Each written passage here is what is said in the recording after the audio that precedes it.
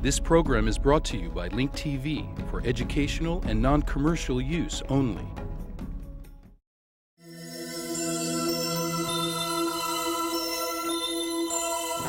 Mosaic, a daily news program from Link TV, presents a selection of news reports from independent and state-controlled broadcasters from throughout the Middle East.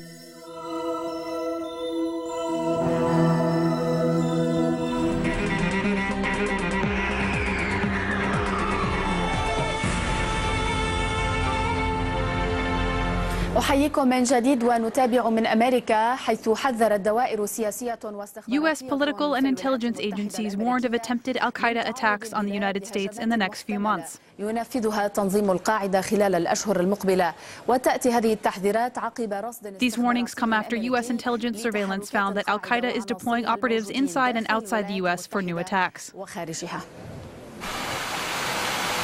أروقة البيت الأبيض على أهبة الاستعداد لمواجهة. The White House was put on high alert in order to prevent attempted terrorist attacks on the United States. The chief of the U.S. intelligence and security agencies said that an attempted terrorist attack on the United States was certain in the next few months. The U.S. intelligence agencies are focusing on ways to prevent any possible attacks. This includes the arrests of senior al-Qaeda operatives.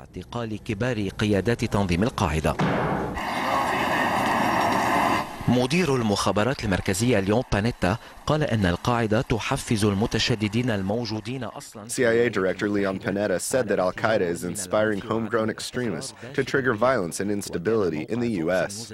According to Fox News, in what was attributed to U.S. officials, Al-Qaeda is deploying operatives, including clean record recruits, with a negligible trail of terrorist contacts to carry out new attacks on U.S. soil. لم يمارسوا الإرهاب من قبل، إنما لديهم اتصالات مهمة بالمناخات الإرهابية. The violent extremist threat. خطر تهديد الإرهابيين العنيف آخر. The violent extremist threat, including that of al-Qaeda, is growing. We were able to counter terrorist attacks engineered by more than one group. However, as we noticed in recent successful terror attacks, identifying groups or individuals using simple attack methods is very hard. يصعب التعرف عليهم. التقويم السنوي للمسؤولين الأمريكيين عن التهديدات الإرهابية لم يكن جديدا. The annual assessment of the nation's terror threats by U.S. intelligence officials is not new. However, the report has caused fear and panic over the security threats facing the country, especially since the Christmas Day airline attack in Detroit. The return of al-Qaeda to the international arena and its ability to strike U.S. targets has put the Obama administration under the spotlight. الأمريكية وضع حكومة الرئيس أوباما أمام تحد كبير بعدما كان تقرير مفصل للاستخبارات الأمريكية. According to a recent U.S. intelligence report, al-Qaeda was able to reorganize itself and adopt new tactics to help it launch new terrorist attacks on Western installations. Al-Qaeda is also using new methods that are becoming hard to detect, including the launch of wide-scale attacks by individuals with a negligible trail of terrorist contacts. باستخدام أفراد ليست لهم خلفية إرهابية عوضاً عن اللجوء إلى استخدام. In addition, al-Qaeda is seeking to recruit a large number of suicide bombers. Tony Mazzarani, Arabiya.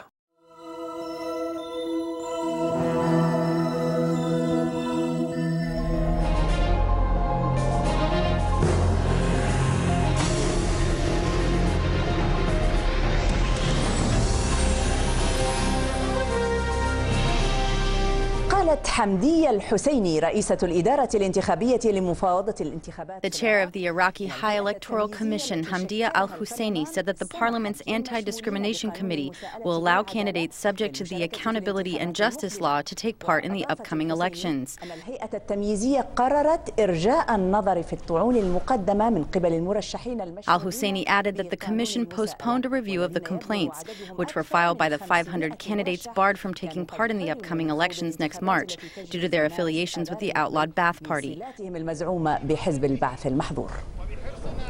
ميدانيا قالت الشرطة العراقية إن 20 شخصا On the ground, the Iraqi police said that 20 people were killed and more than 100 wounded in a motorcycle bomb attack in Karbala. This is the second such attack in 3 days, targeting Shia pilgrims. خلال 3 أيام. لم تمنع الإجراءات الأمنية المشددة التي يفرضها. The strict security measures enforced by nearly 30,000 Iraqi police and security officers in and around the city of Karbala didn't stop what most feared from happening. Dozens of Shia pilgrims were killed and dozens of others were wounded while en route to the holy city of Karbala to mark the annual Arba'in of al-Hussein. May God bless him. تقول الشرطة إن الهجوم الذي تزامن مع تفجيرات. According to the Iraqi police, the Karbala blast, which coincided with other attacks on Shia pilgrims in Baghdad, was carried out by a bomb that was planted in a carriage pulled by a motorcycle. The bomb was detonated near the east entrance of Karbala. This is the second powerful attack in 3 days to target Shia pilgrims, following the suicide attack in a way station for female visitors heading to Karbala. Dozens of people were killed and dozens of others were wounded in the blast, which took place in the area of Bab al-Sham, northeast of Baghdad. تأتي هذه التفجيرات بعد تحذيرات لقيادة عمليات بغداد من مواد متفجرة. The latest attacks come after warnings by the Baghdad Command Center of new explosive materials being developed by an armed group. The bomb detection agencies have not been able to identify these new explosives. The Iraqi government is holding those it described as takfiris, Saddamists, and Baathists responsible for the latest attacks.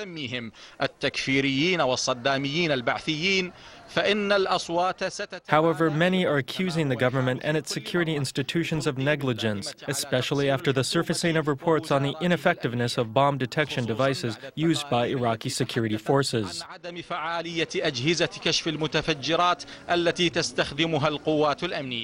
These accusations could be politically motivated, especially as the Iraqi political blocs are expected to launch their election campaigns in the next few days.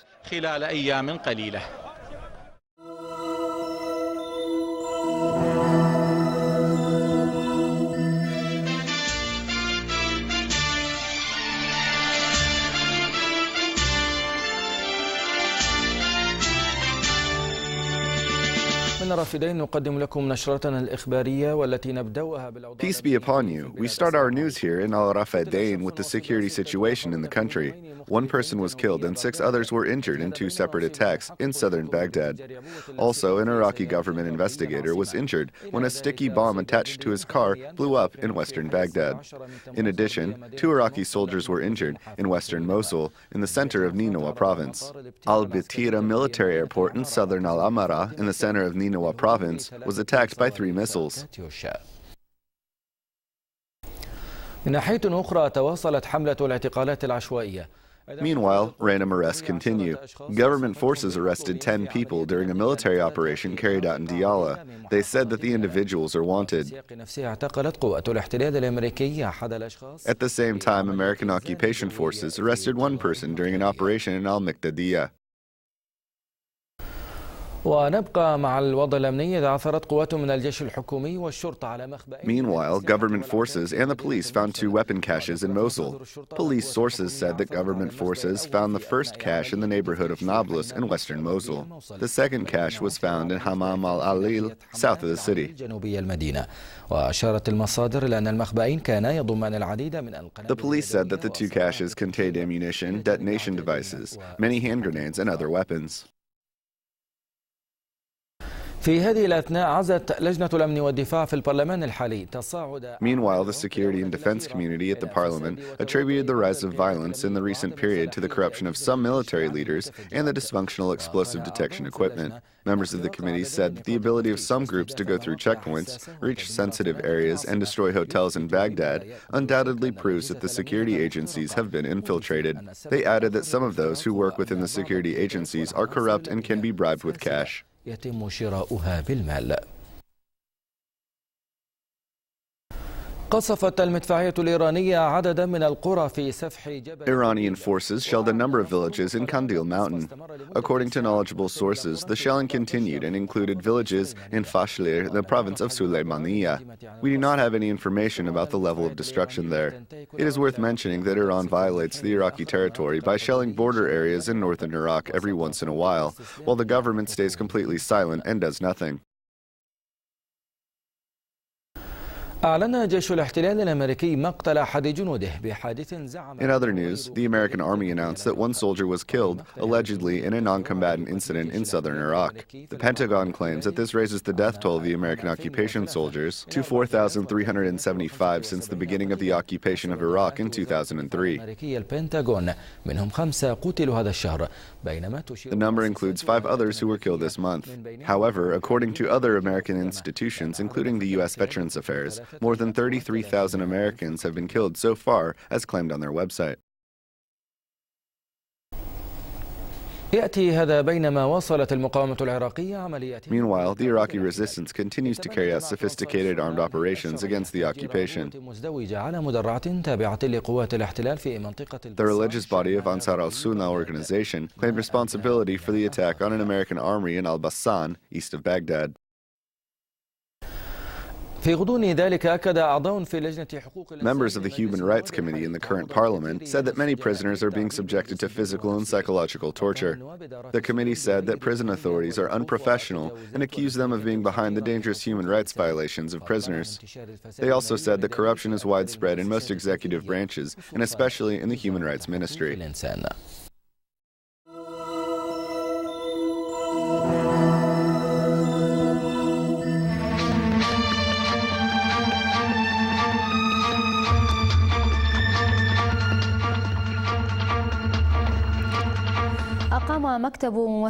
The Bureau of the Kurdistan Regional Government representatives in Washington held a dinner banquet to welcome Masoud Barzani, president of the Iraq Kurdistan region. A number of American political, diplomatic, and academic figures attended the event. President Barzani greatly praised the position of the American people and the U.S. administration in liberating the Iraqi people, in particular the people of Kurdistan, from the dictatorship. He hoped that the U.S. continues its support of the Iraqi people in order to build a democratic, federal, and diverse country. In a related development, U.S. Vice President Joseph Biden held a lunch banquet for President Barzani and the delegation that accompanied him. The president of Kurdistan region visited the Pentagon, where he discussed the general situation in Iraq and the Kurdistan region with U.S. Secretary of Defense Robert Gates. The two confirmed that more collaboration between the region and the United States will take place in order to accomplish the deterrence plan set up to stop terrorism and stabilize the situation in Iraq. Some representatives considered the deployment of joint forces from the armies of Iraq, the U.S., and the Kurdish Peshmerga in conflict areas to be a violation of the Constitution. Others considered it to be an outstanding step towards achieving security, as long as there are no political agendas behind it. Ali Kais has more details. Some representatives described the role of the Iraqi army as non-existent in terms of having control over conflict zones. Peshmerga forces are the only ones who have control over these areas. The constitution stipulates that Peshmerga can only exist inside the Kurdistan region and at the border between the region and the conflict zones. Some members of parliament considered the presence of Peshmerga forces in these areas to be a violation of the constitution. The Iraqi army does not have any control over Kirkuk or east of the city, nor does it even exist there. The Peshmerga forces do not allow the army to go through this area. The Peshmerga forces can be deployed at the region's border near the conflict zones, but not inside those areas. It may lead to resentment.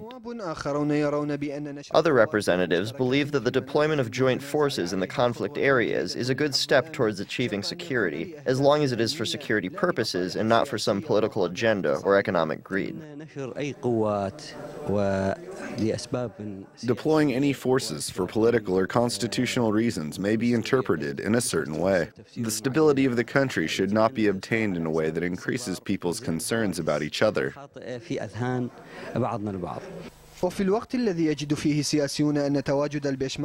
Politicians believe that the presence of the Peshmerga forces will increase resentment in the conflict areas, and they consider that to be a part of the problem, not the solution. Meanwhile, the spokesperson for the U.S. forces, General Steve Lanza, reiterated that the work of the Peshmerga forces and the Iraqi forces will help build mutual trust and bridge the huge gap between them. Ali Kais, Alsumaria Channel.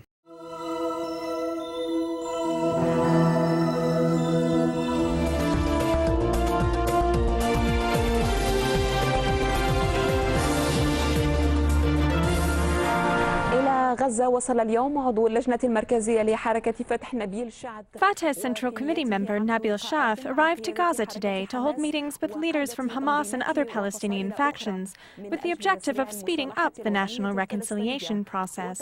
Sha'ath is expected to achieve tangible results during his visit, especially considering that the Egyptian mediation agreement does not demand Fatah or Hamas to compromise their principles. This has created a pessimistic environment, which means that the two sides may attend the Arab League after they reconcile. شعث حل بغزة غداة استهدافها مجددا من قبل الطيران الإسرائيلي الذي شن أمس غارات على الأنفاق في منطقة رفح. Sha'ath went to Gaza even though it was attacked by Israeli planes. Yesterday they attacked an area in Rafah that has tunnels along the border with Egypt, injuring 3 people working in these tunnels. The occupation planes also launched 3 missiles towards Gaza International Airport south of Gaza. This comes as Israel was carrying out military maneuvers in preparation for a possible war on Syria. Barak said that if the two-state solution fails, Israel will be faced with 2 options. It can become either a binational or an apartheid state. باراك تحدث بالأمس أمام مؤتمر هرزليا الذي يضع Israeli Defense Minister Ehud Barak said that war with Syria may break out if a peace agreement is not reached with Damascus. Barak gave a speech yesterday at the Herzliya conference, which addresses Israeli security issues. Barak confirmed that Netanyahu's government is committed to the two-state solution due to the racial motives of maintaining Israel as a Jewish state. الحقيقة البسيطة هي أنه في حال أقمنا على غربي نهر الأردن دولة واحدة تدعى إسرائيل. The simple truth is that if we established one state to the west of the Jordan River, this state will end up being non-Jewish or undemocratic. Millions of Palestinians will vote, which will make Israel a binational state. يجعل الدولة ثنائية القومية بامتياز. أما إذا كانت هذه الكتلة من ملايين الفلسطينيين. If the Palestinians are deprived of voting rights, this state will be an apartheid state. None of these options serve our Zionist dream. لا يعكس الحلم الصهيوني. The Herzliya conference held yesterday was attended by the most senior Palestinian representatives. Prime Minister Salam Fayyad attended the conference and reiterated that the Palestinian Authority is committed to resuming peace talks, even without a complete halt of settlements in the West Bank and Jerusalem. He said that for the sake of peace, Palestinian land occupied in 1967, including Jerusalem, is where the future Palestinian state should be established. The participation of Fayyad in the conference generated a storm of criticism by Palestinian factions because the Herzliya conference tends to address Israel's security policies, which are usually achieved by carrying out more aggression against the Palestinians. ميناء جدود الإسرائيلي محظور على الملاحة حتى إشعار آخر. Meanwhile, the Israeli occupation stopped maritime activities and deployed troops to comb coastal areas along the Mediterranean Sea to make sure that there weren't any more explosives. 2 barrels filled with 15 to 20 kilograms of explosives each were found off the coast of Ascalon and Ashdod. بين 15 و20 كيلوغراما من المتفجرات على شواطئ عسقلان وأشدود. Salah al-Din Brigades, the military wing of the Popular Resistance Committee, claimed responsibility for the explosive barrels and vowed to take more action.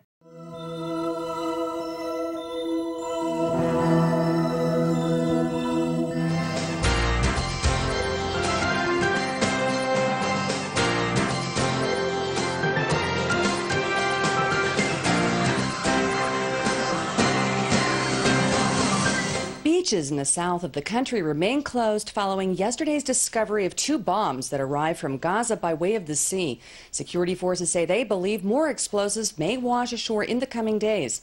More in this report from IBA's Dennis Zen. The security forces today continued combing the country's beaches to possibly find more improvised explosive devices. The Israeli Maritime Rescue Coordination Center, the RCC, warned all ships in the region to be on the lookout and to report to the Israeli authorities any suspicious objects in the water. Police sappers said that the 2 devices that washed up on the shores in the south of the country yesterday each contained some 80 kilograms of explosive materials and could have caused much death and damage had they not been found in time. The first was spotted in the sea by an alert fisherman near Ashkelon. He said that he saw a metal cylinder encased in polystyrene with protruding wires and a cellular telephone and was obviously a bomb. The device was later detonated by police sappers. A security patrol discovered the second bomb on a beach near Ashdod and neutralized it. The beaches in the south of the country remain closed to the public. However, the police emphasized that the entire coast is at risk.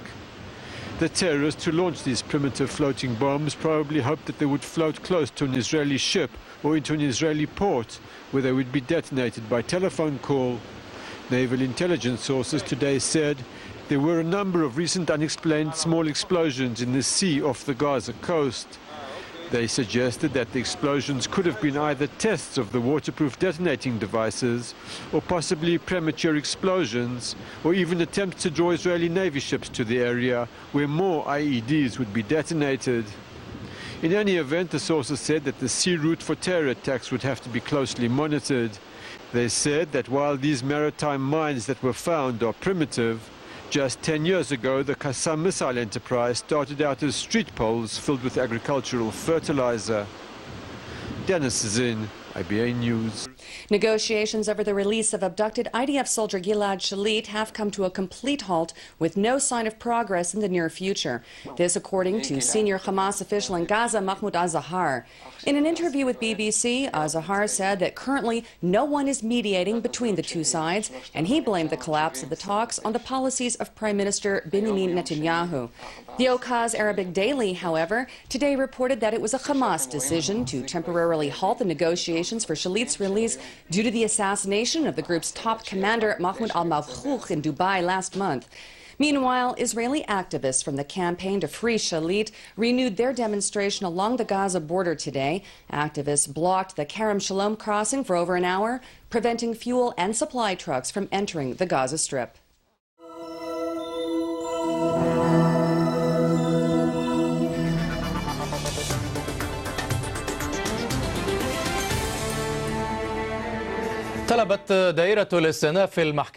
The appeals chamber of the International Criminal Court requested that the previous decision to drop genocide charges levied against Sudanese President Omar al-Bashir be reconsidered. Al-Bashir faced accusations of having committed crimes against humanity and war crimes last year, in addition to planning assassinations, torture, rape, and forced migration in the Darfur region in western Sudan.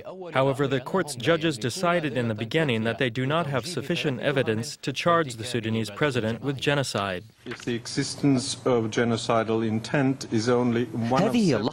This is the moment that Ocampo has been waiting for. The judges of the International Criminal Court's appeals chamber reversed their decision to drop genocide charges levied against the Sudanese president. The chamber concluded that the logical reason that made Mr. al-Bashir deliberately commit genocide still has not been established.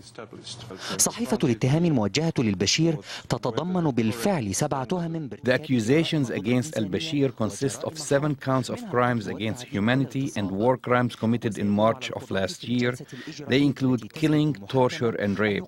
The judges must decide on whether to add the genocide charges to the list. The court had decided to drop these charges for lack of evidence showing that the Sudanese government was trying to annihilate the tribes of Fur, Masalet, and Zawaya last March. The court, however, charged the Sudanese president at the time with war crimes and crimes against humanity. Luis Moreno Ocampo, the ICC's chief prosecutor, appealed the court's decision, saying that he had provided sufficient evidence to consider the genocide charges, regardless if they were added to the list of charges or not. Mohammed Sayed Mahfouz, BBC. To comment on the Sudanese affair, we are joined by political science professor from Westminster University, Dr. Abdel Al-Wahab Al-Afemdi. We welcome you. Let me first ask you about the new decision of the appeals chamber. What were the motivations? Were they political, judicial, or humanitarian reasons? The reasons include these 3 categories. When the International Criminal Court was established, people had high expectations. They hoped that it would spread justice and so on. The court's chief prosecutor decided to use Sudan as an example to show that the court can seek justice. But there were other leaders who were charged in the past. Yes, but these cases did not generate a lot of media attention. The chief prosecutor wanted a case that would enable the court to say that we have accomplished something. The International Criminal Court's annual budget is 100 million euros. The court cannot afford to only try individuals of a lower caliber who can be tried in other countries. The ICC wanted to use Sudan as an example, but it backfired. Now, African and other third world nations question the legitimacy of the ICC. Therefore, the case against the Sudanese president has been transformed into a political struggle. The ICC is trying to prove the genocide did take place, because that would justify its decision to use Sudan as an example.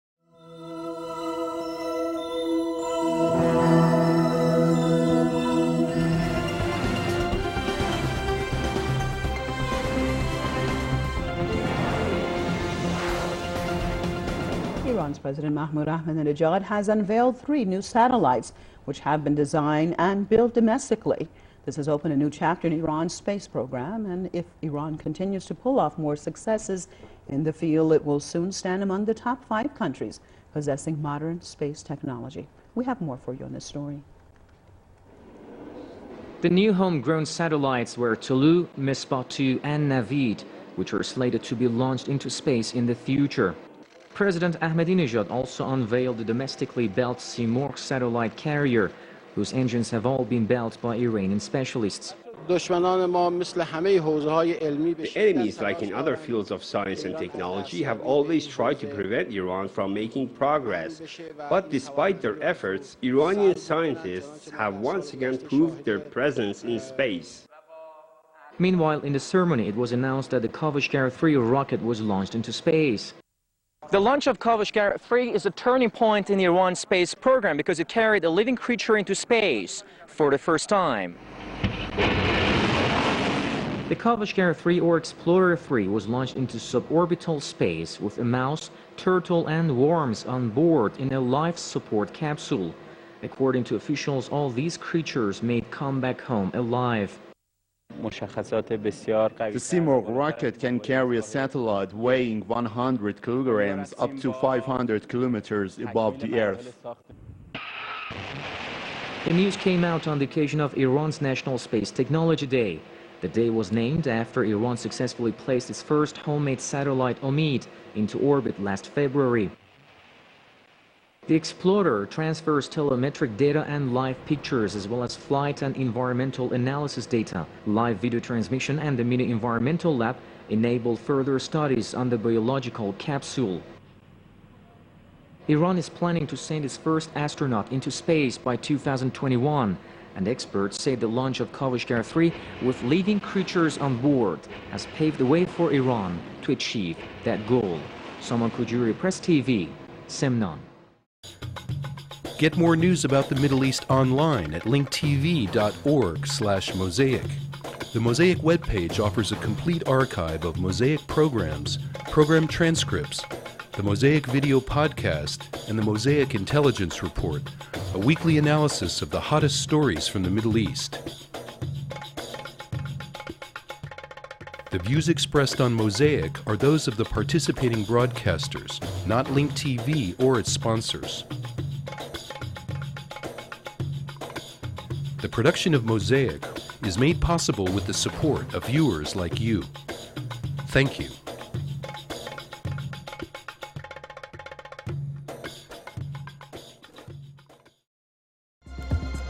This program is brought to you by Link TV for educational and non-commercial use only. Link TV is the only U.S. network dedicated to global and national news, uncompromising documentaries, and diverse cultural programs. Programs which connect you to the world.